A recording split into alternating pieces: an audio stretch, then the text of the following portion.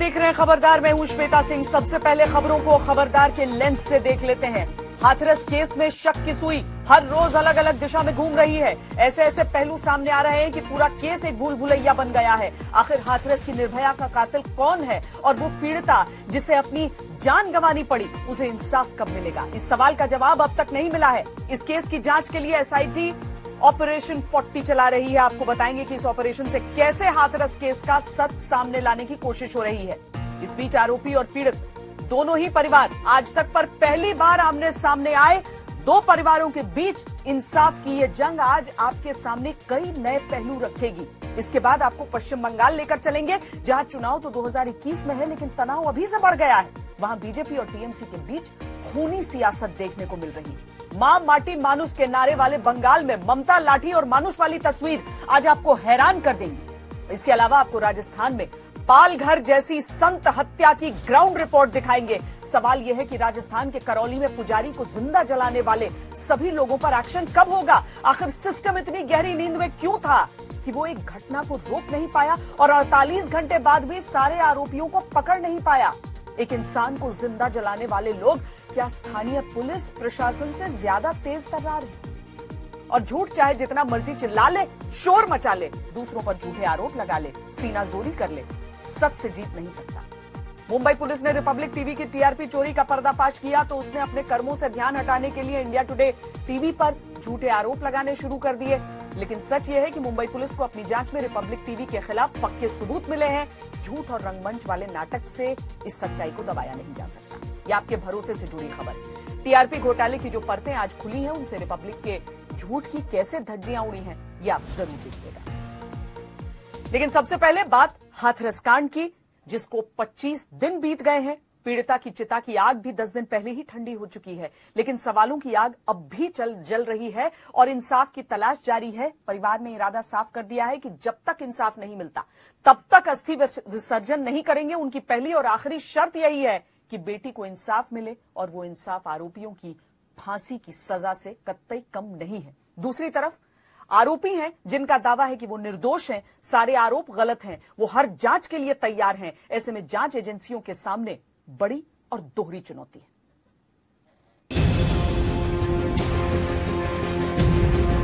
अस्थियां हैं वो आपने विसर्जित कर दी या नहीं? जी नहीं, विसर्जित अभी नहीं करेंगे। जब तक न्याय नहीं होगा, जब तक नहीं विसर्जित करिए। उसके भाई ने, उसकी मां ने ही कराया जो कुछ कराया। बचने के लिए मतलब बहुत उपाय ढूंढ रहे हैं, तरह तरह की अफवाहें फैला रहे हैं। मेरे पास लवकुश में और मेरा लवकुश बेटा चारा काट रहे थे अपने खेत में। आखिर हाथरस कांड का सच क्या है? पीछे ते आए दुपट्टा की चुन्नी हथे का गले तक खींच कस के बाजरा में खींच ले गए। आखिर पीड़िता के साथ हुआ क्या था? क्या हुआ? किसने मारा आपको? और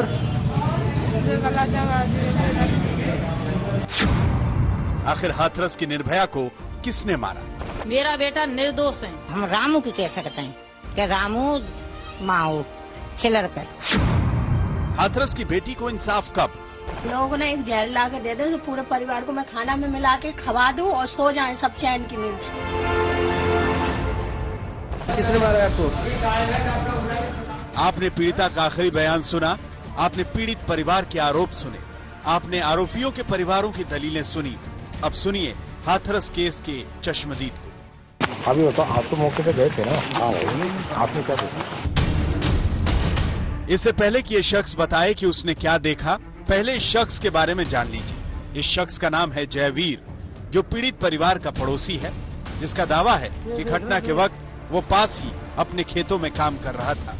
अब सुनिए उसने क्या देखा। मैंने लड़की को वहाँ पड़े हुए देखा तो लड़की हाँ मोटा कहते हैं, गाँव आते थे वो मोटा कहते हैं, गाँव में मोटा कहते हैं, गाँव में मोटा कहते हैं। चश्मदीद जयदीप ने आगे जो बताया वह हैरान करने वाला था। जयदीप के मुताबिक इस केस में आरोपी और जेल में बंद लवकुश ने पीड़िता की मां की मदद की थी और पीड़िता को पानी भी पिलाया था। जयदीप का दावा है कि ये सब उसके सामने हुआ था। तो आपने तो उठाया नहीं, उसकी मदद नहीं की? उसको पानी लाया हुआ वो और लाए रे पानी उठाए रे, माँ बैठी है। वो लवकुश नाम का लड़का है, वो पानी लाया भर के मेरे सामने। तो जेल में वो पानी लेके आया पन्नी में। वही मान के बेटा ये तड़प रही है, पानी लेके आया। किसकी माँ ने बोला? नहीं बाकी लवकुश की वो बराबर पे चारों काट रही है। लवकुश की माँ, लवकुश की माँ और लवकुश वो खिंच के गया, पानी लाया तो बाकी तो अगर चश्मदीद जयदीप की माने तो जेल में बंद लवकुश घटना के वक्त खेत में अपनी मां के साथ चारा काट रहा था। पीड़िता की मां ने लवकुश को मदद के लिए बुलाया था। पीड़िता की मां ने लवकुश को पानी लाने के लिए कहा था। आरोपी लवकुश ने पीड़िता को पानी पिलाया था। चश्मदीद जयवीर का यह खुलासा आरोपी लवकुश की मां के दावे से मैच करता है, जो खुद भी इस केस की चश्मदीद गवाह होने का दावा कर रही है। आप लोग क्यों नहीं समझ रहे हो? मेरे पास लवकुश, मैं और मेरा लवकुश बेटा चारा काट रहे थे अपने खेत में। जिस वक्त पे हमने तो जब सुना है सब लोग भागे हैं, वहाँ पे हम पहुँचे अपने बेटे को लेकर। मैंने अपने बेटे से बोला है, बेटा जब तुम से आ रही है पानी के लिए तो मैंने तू किसी से पानी लिया। मेरा बेटा सड़क पे गया है, वहाँ से पहुँचने लिया, उसने बरा से पानी लेके उसकी माँ के हाथ में दिया है, भाभी लो इसे पानी पिला दो बेटी को। वहाँ से भाई उसका पकड़ के ले आया, हाथ पकड़ के सड़क पे बाइक पे बैठा के उसकी माँ उसका भाई थाने ले गया है। मेरा बेटा निर्दोष है। अब अगर चश्मदीद जयवीर के दावों पर यकीन करें, घटना के वक्त मौका वारदात पर पीड़ित लड़की के अलावा जो लोग मौजूद थे वो थे खुद जयवीर यानी चश्मदीद, लड़की की मां, लवकुश जिस पर लड़की की हत्या का आरोप है और लवकुश की मां। यानी घटना के वक्त पीड़ित लड़की का भाई वहां मौजूद नहीं था। वो तो तब आया जब पीड़िता की मां ने खेत पर काम करने वाले एक लड़के को घर जाकर घटना की जानकारी देने के लिए कहा। छोटू कौन? वो जो खेत वाला लड़का है। अच्छा, तो छोटू घर साइकिल लेके माने छोटू ने कहा कि मेरे घर खबर करो, आपके सामने बोला गया। हाँ। हाथरस केस की चश्मदीद गवाहियों का अगर सार निकालें तो कुछ बातें जो समझ में आती हैं वो ये हैं कि लड़की के साथ मारपीट हुई थी, लड़की खेत में पड़ी कराह रही थी, लड़की के मुंह से खून निकल रहा था, लड़की को उसका भाई साइकिल पर बिठाकर ले गया। लेकिन सवाल ये है कि लड़की के साथ किसने मारपीट की, लड़की का गला किसने घोंटा, लड़की को मारने वाले कितने लोग थे, आखिर लड़की के साथ इतनी हैवानियत क्यों हुई? ये वो सवाल हैं जिनका सच पीड़ित लड़की की मां को पता है, लेकिन वो जो सच बता रही है उसे आरोपियों के परिवार झुठला रहे हैं। घास तनी दूर में घास खोद रही, मैं तो किच्चत फिर हूँ, मैं तो बेहोश है कि खून को चढ़े देख के मैं प्यास के मरी जाऊँ। मेरी लोड़िया प्यासी का भैया तू घास डाल जाए के, मैं कहा भैया तू घास डाल के एक बोतल में पानी भरी ली, मैं प्यासी मम्मी प्यासी है मेरे बेटा तू डाल जाए के, तब बिजली आएगा ये पानी पे आवे लग गो छोरा। तो टाइम तो लगाते भैंस 8-10 पोहे तो टाइम तो लगेगी, तो लो 1 घंटा में लली स्वतंत्र तो आ रहा ना, मम्मी न करो खोद लो सो घर को चलो प्यासा लगे रही। मैं हाँ बेटा मैं न कर खोद रही सो घर को चलेंगे है। और जब कब का छिपे बाह में बैठे मोह ऐसी साल होती तो भी बेटी भैया काय को छोड़ती। पीड़ित परिवार के अपने दावे हैं, आरोपियों के परिवारों की अपनी दलीलें। कौन सच बोल रहा है, कौन सच छिपाने की कोशिश कर रहा है, ये एसआईटी को जांच करके पता लगाना है और बताना है कि हाथरस की निर्भया का हत्यारा कौन है। हाथरस से नितिन जैन और जमशेद के साथ आज तक ब्यूरो। आज तक पर हमने पीड़िता के परिवार और आरोपी के परिवार से बात की। दोनों एक साथ पहली बार आज तक पर आमने सामने थे। इस बातचीत में पीड़िता का परिवार आरोप लगा रहा था और आरोपी इसकी काट सामने रख रहे थे।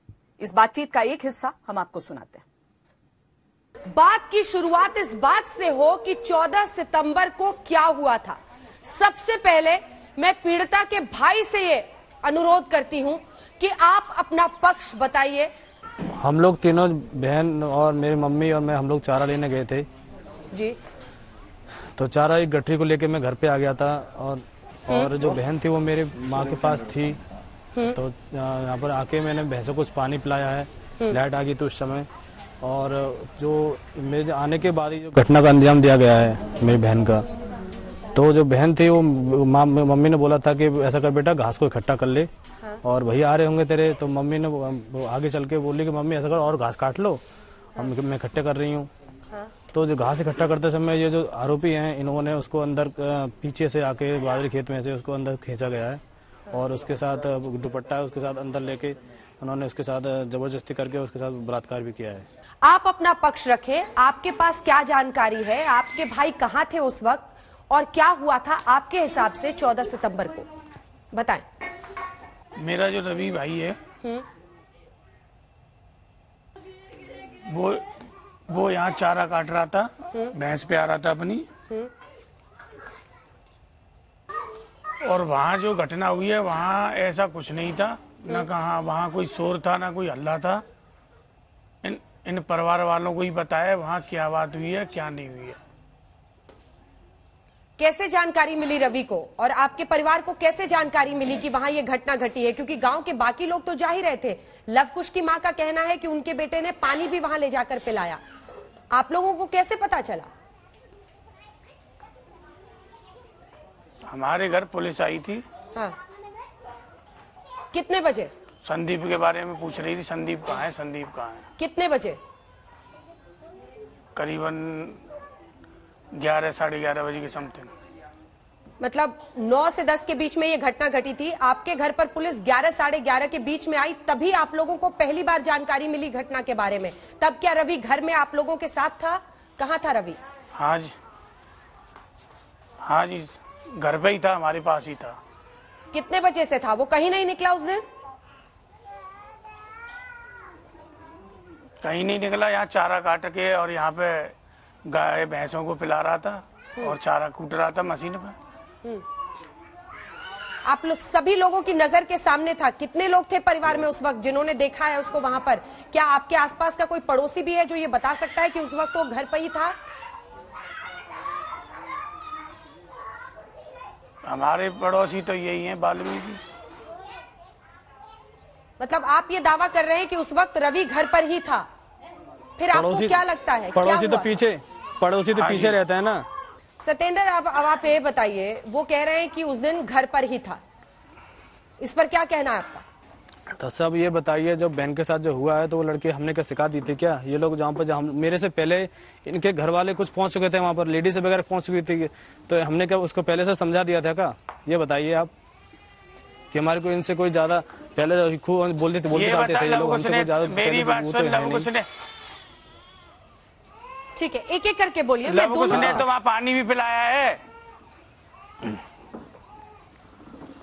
वहाँ तो अब सभी लोग पानी पिलाएंगे ना, वहाँ पर सभी लोग पानी पिलाएंगे अब तो। अरे मैं ये चाह रहा हूँ सीबीआई जांच होनी चाहिए, नार्को टेस्ट होना चाहिए, एसआईटी की जांच चल रही है।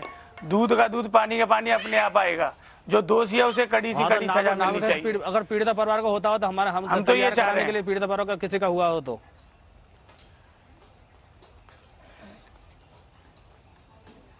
हम तो जो भी जांच है हम तो तैयार हैं।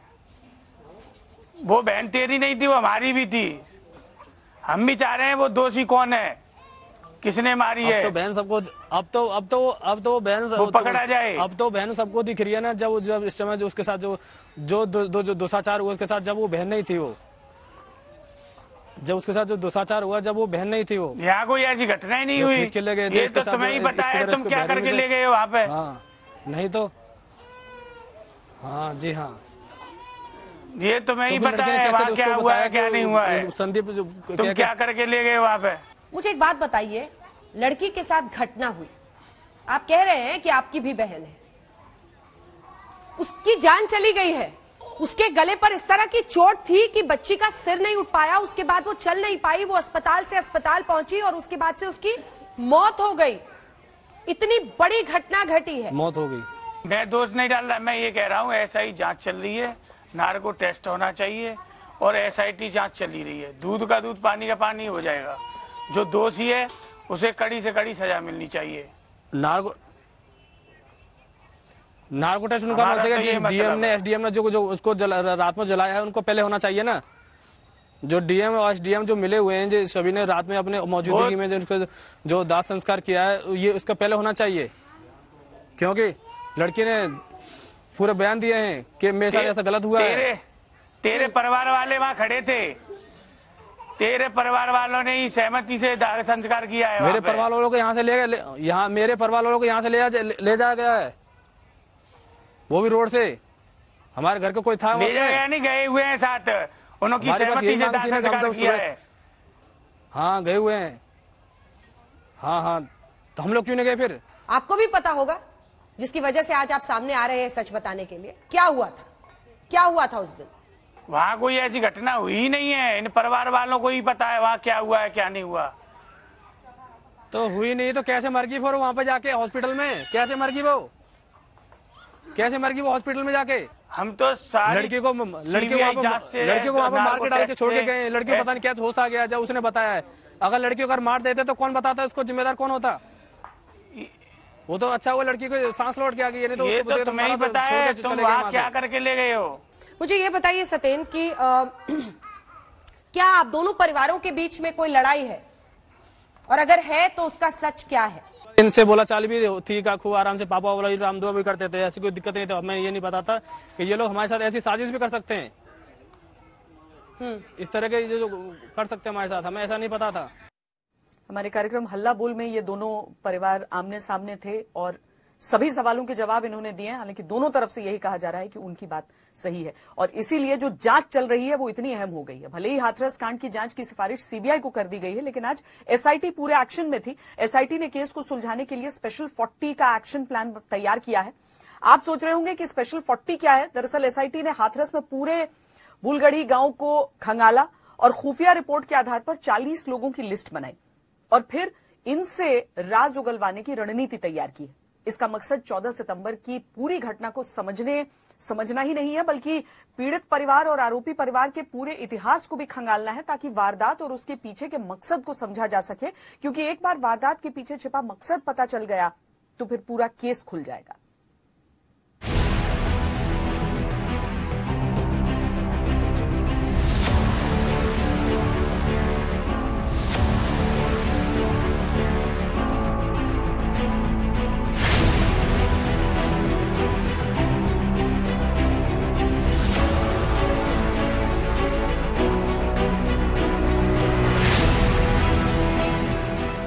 हाथरस कांड के 25 दिन बाद भी ये सवाल कायम है कि आखिर पीड़िता के साथ क्या हुआ था, उसे इंसाफ मिलेगा या नहीं, कब तक पूरा सच लोगों के सामने आएगा।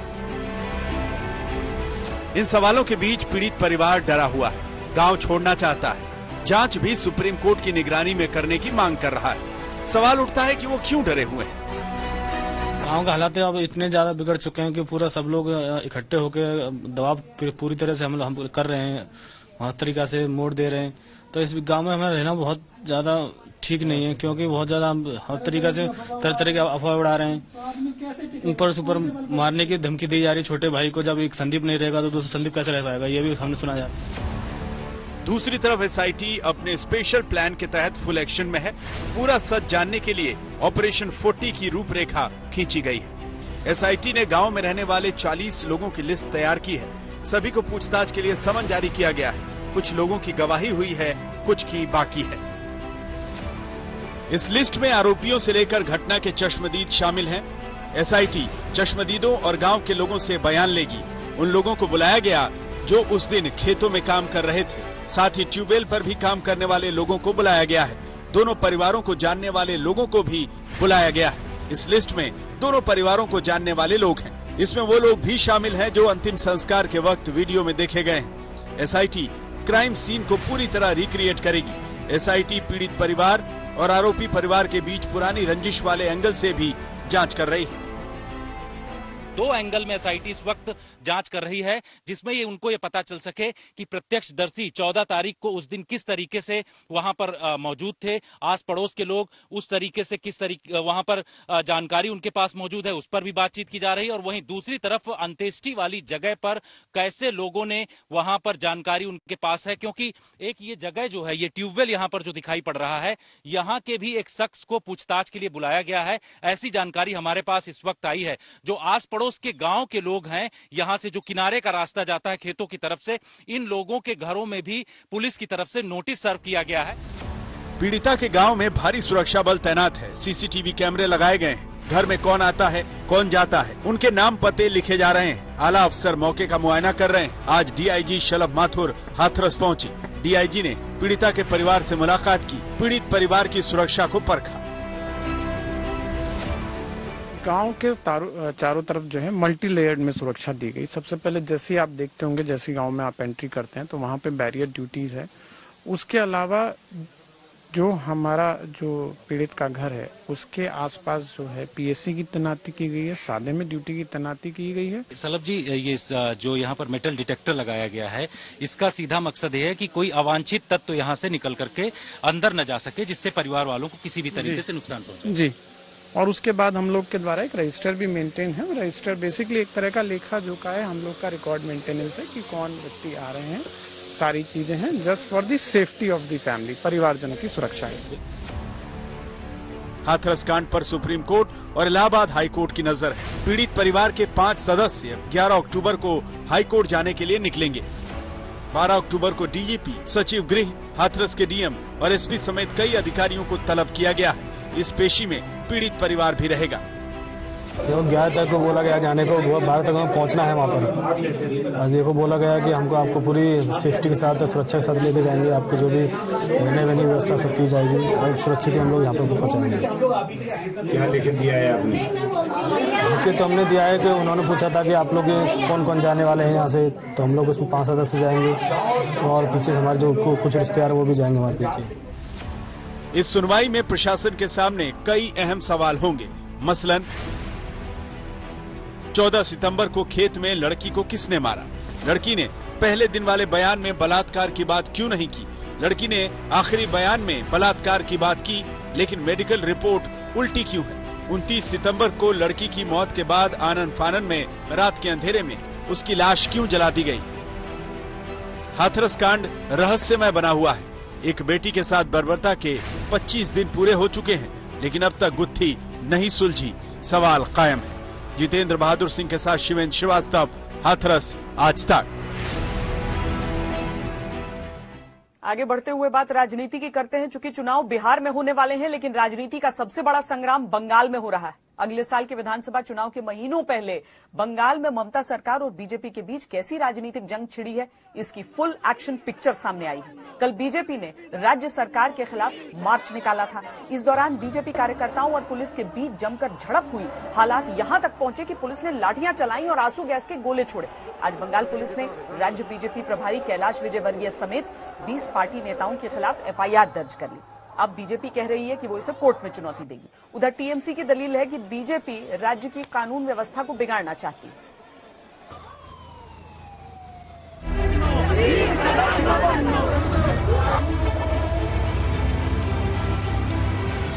क्या मां माटी मानुष के नारे वाले बंगाल में ममता, लाठी और मानुष की ये तस्वीरें हैरान नहीं करती? लोकतंत्र में क्या ये ठोक तंत्र नहीं है? क्या सत्ता संघर्ष का मतलब सड़कों पर ऐसा संग्राम होता है? राजनीतिक विरोध पर क्या इसे पुलिसिया असहिष्णुता की तस्वीरें नहीं कहेंगे?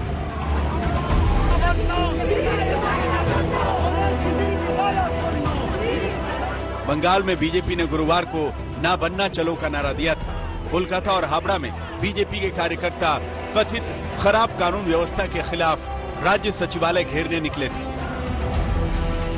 बीते रविवार को उत्तर 24 परगना के बीजेपी के एक पार्षद मनीष शुक्ला की हत्या के खिलाफ ममता बनर्जी की सरकार से लोहा लेने बीजेपी के नेता और कार्यकर्ता सड़कों पर थे। लेकिन इस विरोध मार्च के खिलाफ ममता की पुलिस आ डटी। दलील दी गई कि महामारी कानून का उल्लंघन हो रहा है।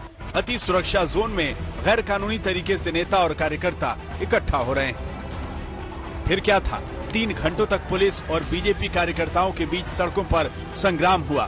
पुलिस ने लाठियां भांजी, आंसू गैस के गोले छोड़े तो पथराव बीजेपी के कार्यकर्ताओं की ओर से भी किया गया। नहीं, बिल्कुल पुलिस ने जिस प्रकार रवैया अपनाया है और जिस प्रकार से व्यवहार किया है, ये डेमोक्रेसी में नहीं चल सकती है। पुलिस कर्मचारी से हम उम्मीद नहीं कर सकते हैं। बास तोड़ना, पुलिस के द्वारा बम फेंकना, इस प्रकार बेरहमी से मारना हमारे कार्यकर्ताओं को, कितने लोग घायल हुए हैं और वो तड़प रहे रास्ते में, उसको उठाने के लिए भी पुलिस नहीं आया एम्बुलेंस लेकर के। ये अमानविक है, इसलिए इसका खिलाफ हम भी कार्रवाई करेंगे। अब गुरुवार को इस हंगामे पर बंगाल पुलिस ने बीजेपी के वरिष्ठ नेताओं कैलाश विजयवर्गीय, अर्जुन सिंह और लॉकेट चैटर्जी समेत 20 पर एफआईआर दर्ज की। इस पर गैर कानूनी तौर पर जमा होने, महामारी कानून का उल्लंघन करने और सरकारी संपत्ति को नुकसान पहुंचाने का आरोप चस्पा हुआ है। बीजेपी गुरुवार के पुलिसिया एक्शन को अपने लोकतांत्रिक अधिकार को कुचलना कह रही है। इसीलिए पार्टी की ओर से शुक्रवार को कोलकाता की सड़कों पर मोमबत्ती और तख्ती बैनर वाला मार्च निकाला गया, जिसे पार्टी की ओर से मौन मार्च का नाम दिया गया था। यूपी के हाथरस कांड पर ममता की 3 अक्टूबर को रैली के मद्देनजर बीजेपी पूछ रही है कि क्या बंगाल में ममता बनर्जी के लिए अलग कानून है और बाकियों के लिए अलग। नहीं, ये 3 तारीख की तस्वीर है ममता बनर्जी के रैली का, देखिए उसी रोड में ये 3 तारीख ममता बनर्जी उसी रोड पे। नहीं, आप देखिए उसी रोड पे 3 तारीख को ममता बनर्जी का आप देख सकते हैं। मैं आपको फोटो दिखा रहा हूं ममता बनर्जी का। तो आप परमिशन नहीं देंगे। डेमोक्रेसी केवल उनके लिए, हमारे लिए नहीं है। और डिजास्टर मैनेजमेंट एक्ट खाली हमारे लिए, कानून हमारे लिए। तो इसलिए जो उन्होंने शुरू किया, हम बंगाल में सब उनकी अनुप्रेरणा से करते हैं, हमने भी वही किया है, लेकिन हम फंस गए।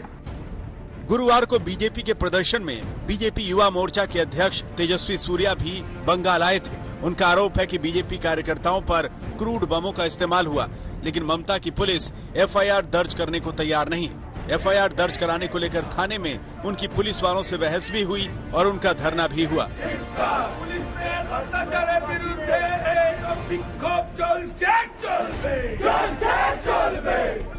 लेकिन टीएमसी की दलील है कि बीजेपी तो आतंकवादियों की पार्टी है, सारे नियम कानून वही तोड़ते हैं और उल्टा आरोप लगाते हैं। Police law and order situation को कंट्रोल करने के लिए बार बार रिक्वेस्ट किया जो आंदोलन में आता सब लोगों को, लेकिन वो सब लोग गुंडामी करने के लिए आया था और पहले से खबर था वो लोग गुंडामी करेगा, बोमबाजी गोली ऐसा करेगा, ये पहले से खबर था। 2021 में बंगाल में चुनाव होने वाला है, लेकिन उससे महीनों पहले से ये संग्राम बता रहा है कि वहां राजनीतिक तापमान जरूरत से ज्यादा बढ़ा है। 2019 के लोकसभा चुनाव में बंगाल में टीएमसी को बीजेपी की ओर से बेहद कड़ी चुनौती मिली थी। कोलकाता से मनोज लोईवाल के साथ आज तक ब्यूरो। एक पुरानी कहावत है, चोर मचाए शोर, यानी जब चोर की चोरी पकड़ी जाती है तो वो शोर मचाता है, खुद को निर्दोष साबित करने के लिए दूसरों पर झूठे आरोप लगाता है, जैसा कि एक चैनल जिसका नाम रिपब्लिक टीवी है वो कर रहा है। मुंबई पुलिस ने इस चैनल की टीआरपी चोरी वाली न्यूज को ब्रेक किया तो इस चैनल ने अपने कर्मों से ध्यान हटाने के लिए इसमें इंडिया टुडे टीवी का नाम घसीट लिया। लेकिन झूठ के पांव नहीं होते। सच यह है कि इंडिया टुडे टीवी ने कभी भी दर्शकों के भरोसे का सौदा नहीं किया। इंडिया टुडे टीवी पर रिपब्लिक टीवी के झूठ को पहले बार्क उसने खारिज किया, फिर मुंबई पुलिस ने भी रिपब्लिक टीवी को आईना दिखा दिया और दुनिया को बता दिया कि पुलिस के पास उस चैनल के खिलाफ पक्के सबूत हैं। सूत्रों के अनुसार रिपब्लिक टीवी के चीफ फाइनेंसिंग ऑफिसर यानी सीएफओ को मुंबई क्राइम ब्रांच ने समन भेजकर शनिवार को पेश होने के लिए कहा है।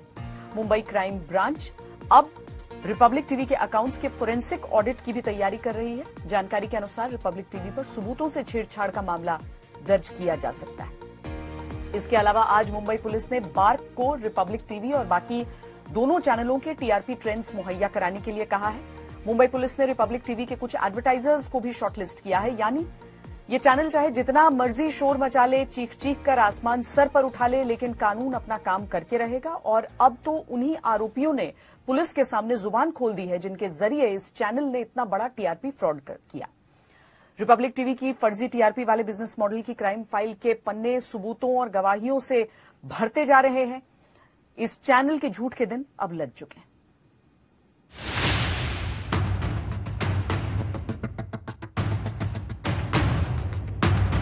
मुंबई पुलिस ने रिपब्लिक टीवी की टीआरपी चोरी पकड़ी। 3 टेलीविजन चैनल्स के नाम सामने आए हैं। सबसे बड़ा नाम है रिपब्लिक टेलीविजन का। टीआरपी चोर रिपब्लिक टीवी का हुआ भंडाफोड़। उन हाउस होल्ड्स को जिनका डेटा दिया जा रहा था, पैसा देकर टीआरपी को मैनिपुलेट करने का कार्य किया जा रहा था। रिपब्लिक की टीआरपी चोरी के पक्के सबूत आ गए। जैसे जैसे एविडेंसेस मिलते जाएंगे, उस एविडेंस का आधार बना के ही प्रोफेशनल तरीके से इन्वेस्टिगेशन होगा। रिपब्लिक टीवी की टीआरपी चोरी के गैंग का कर्ता धर्ता था विशाल भंडारी। जो BARC की सहयोगी कंपनी हंसा रिसर्च का पूर्व कर्मचारी है। उसी ने रिपब्लिक टीवी की TRP चोरी का जुगाड़ किया था। विशाल ने मुंबई पुलिस को बताया है कि उसके पास ऐसे 100 परिवारों की लिस्ट है जिन्हें वो रिपब्लिक टीवी देखने के लिए हर महीने रिश्वत देता था। पुलिस ने सभी 100 परिवारों की जांच की तो पता चला कि सभी घरों में पूरे दिन रिपब्लिक टीवी चलता था और उसके लिए उन्हें 400 से 500 रुपए प्रति महीने की पेमेंट की जाती थी। जांच में ये भी पता चला कि इस मामले में गिरफ्तार 2 अन्य आरोपी बोमपल्ली राय मिस्त्री और रॉकी विशाल भंडारी को प्रतिमाह 20,000 रुपए का भुगतान कर रहे थे। इसके बदले में विशाल भंडारी लोगों को रिपब्लिक टीवी देखने के लिए राजी करता था और हर महीने पेमेंट करता था। मुंबई पुलिस की पूछताछ में गवाह ने माना कि उसे रिपब्लिक टीवी देखना पसंद नहीं है, लेकिन पैसों के बदले उसने रिपब्लिक लगाकर टीवी ऑन रखने की डील की थी। जैसे ही हमारी इन्वेस्टिगेशन शुरू हुई और एक्यूज्ड को हमने अरेस्ट किया, उस एक्यूज्ड की जब ज़बानी ली गई तब उसने बाकी 3 चैनल्स के बारे में बताया, जैसे रिपब्लिक टीवी हो गया, फक्त मराठी हो गया और बॉक्स सिनेमा। तो ये चैनल्स के बारे में उन्होंने बताया। फिर हमने जो हाउस होल्डर्स थे जहाँ पर इन्होंने ये पेमेंट किया हुआ था, इसकी जो कबूली दी, उस हिसाब से वो हाउस होल्डर्स के पास जाके जब इंक्वायरी की तब उन्होंने भी उनको इन 3 चैनल्स के लिए पैसे मिलते थे, ऐसे उन्होंने कंफर्म किया। रिपब्लिक टीवी की चोरी पकड़ी गई तो अर्नब गोस्वामी ने मुंबई पुलिस पर पलटवार किया। अर्नब ने इस लड़ाई में इंडिया टुडे का नाम घसीटते हुए कहा कि हंसा रिसर्च द्वारा दायर FIR में इंडिया टुडे टीवी का नाम है। अर्नब ने सच कहा, लेकिन पूरा सच छिपा लिया, क्योंकि सच ये है कि FIR में इंडिया टुडे का नाम लिया गया है, लेकिन जांच में मुंबई पुलिस को इंडिया टुडे के खिलाफ कोई सबूत मिले ही नहीं। किसी भी आरोपी या गवाह ने इंडिया टुडे का नाम नहीं लिया, उल्टे रिपब्लिक टीवी का नाम लिया, जिसे देखने के लिए उन्हें पैसे दिए गए। इंडिया टुडे टीवी का नाम घसीटने वाले रिपब्लिक टीवी के अर्नब गोस्वामी के इस झूठ का जवाब खुद मुंबई पुलिस ने दिया। शुरुआती जो शिकायत है वो किसी और के खिलाफ है और जांच में किसी और का नाम सामने आया, ये कैसे हुआ, ये बताइए सर। जो एक्चुअली FIR के हिसाब से जो कुछ लोगों को विटनेसेस के तौर पे पेश किया गया था, उनके पास भी तहकीकात की गई, लेकिन उन्होंने ये सारी चीज़ें डिनाई की है कि ऐसा कुछ हुआ नहीं था करके। तो पुलिस जो काम करती है वो कम्प्लीटली एविडेंस के ऊपर आधारित काम करती है। जैसे जैसे हमको एविडेंसेस, मैंने जैसे बताया कि FIR में अगर एविडेंस नहीं मिला। मुंबई पुलिस कह रही है कि TRP चोरी में इंडिया टुडे के खिलाफ कोई सबूत नहीं है और जिसके खिलाफ सबूत हैं वो Republic TV India today TV के खिलाफ जो झूठे गवाह पेश कर रहा है, वही गवाह उसके झूठ की पोल खोल रहे हैं। आपने जो स्टेटमेंट दिया है उसके अनुसार, उस स्टेटमेंट के अनुसार इंडिया टुडे आप देखते हो, उसके लिए आपको पैसे मिले हैं, ऐसा आपने स्टेटमेंट दिया था कभी? नहीं, कभी भी नहीं दिया है। और आप इंडिया टुडे देखते भी नहीं? नहीं, मेरे चैनल मेरे टीवी में आता ही नहीं, क्योंकि वो जो बैलेंस में भरवाती हूँ उसमें इंडिया टुडे जैसी कोई चैनल आती ही नहीं है। आपको कभी भी कोई भी चैनल के लिए आपने पैसे नहीं मिले और आप इंडिया टुडे भी नहीं है आपके घर में? नहीं, कभी नहीं देखा? कभी भी नहीं देखा। यानी रिपब्लिक टीवी ने अपना बचाव करने के चक्कर में इंडिया टुडे टीवी का नाम जानबूझकर घसीटा, लेकिन इससे रिपब्लिक टीवी का गुनाह छिप नहीं सकता। रिपब्लिक टीवी पर मुंबई पुलिस का शिकंजा कसता जा रहा है। इन्वेस्टिगेशन का प्लान बहुत सिंपल है। जो पैसे एक्यूज्ड को मिले थे, जो उसने कुछ हाउस होल्ड्स में डिस्ट्रीब्यूट किए थे पर्टिकुलर चैनल्स का ज़्यादा व्यूइंग करने के लिए, वो पैसे उसके पास कहाँ से आए, तो उसका मनी ट्रेल फाइंड आउट करना बहुत ज़रूरी है। इसलिए जो CFO है रिपब्लिक के और बाकी 2 चैनल्स के फक्त मराठी और बॉक्स सिनेमा के अकाउंटेंट्स, उनको कल समन किया है। कहते हैं कि चोर चाहे कितना भी शातिर क्यों ना हो, एक न एक दिन उसकी चोरी पकड़ी ही जाती है। मुंबई पुलिस के मुताबिक रिपब्लिक टीवी की टीआरपी चोरी पकड़ी जा चुकी है। आने वाले दिनों में ये भी पता चल जाएगा कि रिपब्लिक टीवी टीआरपी का फर्जीवाड़ा कब से कर रहा था, उसने इस फर्जीवाड़े से कितने पैसे कमाए और रिपब्लिक टीवी का ये फ्रॉड मुंबई के अलावा और कहां-कहां चल रहा था। मुंबई से विद्या, दिवेश सिंह और मुस्तफा शेख के साथ आज तक ब्यूरो। टीआरपी रेटिंग्स पे हेराफेरी का मुख्य आरोपी रिपब्लिक टीवी अपनी आपराधिक करतूत को छिपाने के लिए इंडिया टुडे ग्रुप जैसे नेटवर्क पर मनगढ़ंत आरोप लगा रहा है। तथ्यों को तोड़ मरोड़ कर, गवाहों पर दबाव डालकर फर्जी विरोध प्रदर्शन आयोजित करके जांच को प्रभावित करने का प्रयास कर रहा है। इंडिया टुडे ग्रुप ने 45 वर्षों से पत्रकारिता के सर्वोच्च नियमों का पालन किया है। इंडिया टुडे का हर कदम पत्रकारिता के स्वर्णिम मानकों के अनुसार व्यवहार करने की इच्छा से प्रेरित है। इंडिया टुडे ग्रुप का एफआईआर में नाम जरूर है, लेकिन किसी अभियुक्त या गवाह ने इसकी पुष्टि नहीं की है, बल्कि अभियुक्त और गवाह मुख्य रूप से रिपब्लिक भारत और 2 अन्य चैनलों फख्त मराठी और बॉक्स सिनेमा का नाम ले रहे हैं। इंडिया टुडे ग्रुप में हम मानते हैं कि हम न्यूज रूम चलाते हैं, कोई अदालत नहीं। हम ये मानते हैं कि पत्रकारों के लिए न्यायाधीश और ज्यूरी की भूमिका निभाना सही नहीं।